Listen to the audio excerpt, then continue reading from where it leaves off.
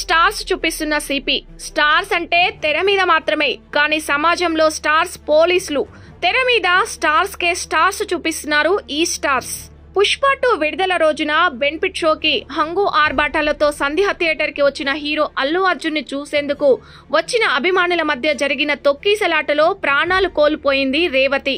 ప్రాణాపాయ స్థితిలో కొట్టుమిట్టులాడుతున్నాడు ఆమె కుమారుడు.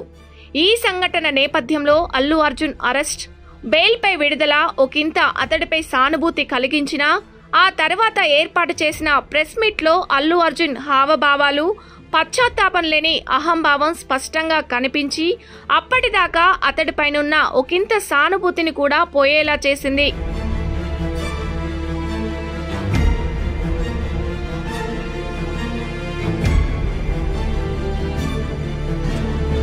సీఎం రేవంత్ రెడ్డి అసెంబ్లీలో సైతం ఈ సంఘటనపై తీవ్రంగా స్పందించారు.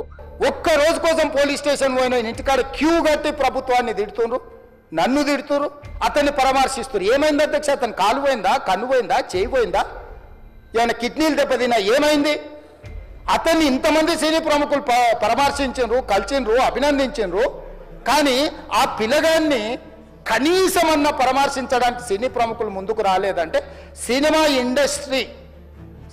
ఇండస్ట్రీలో ఉన్న ప్రముఖులు ఏం ఆలోచన చేస్తుండ్రో, ఏం కోరుకుంటుండ్రో నాకైతే తెలియదు.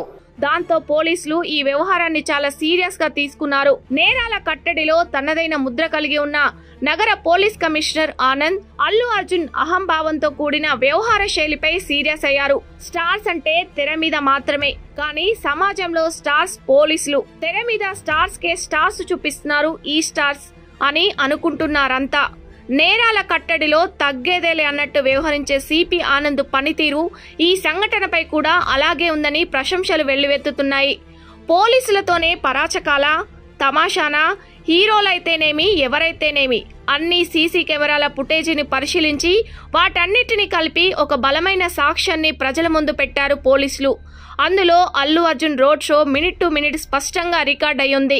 అవన్నీ చూశాక అల్లు అర్జున్ అష్టదిగ్బంధంలో చిక్కుకుపోతున్నాడా అని అనిపిస్తుంది.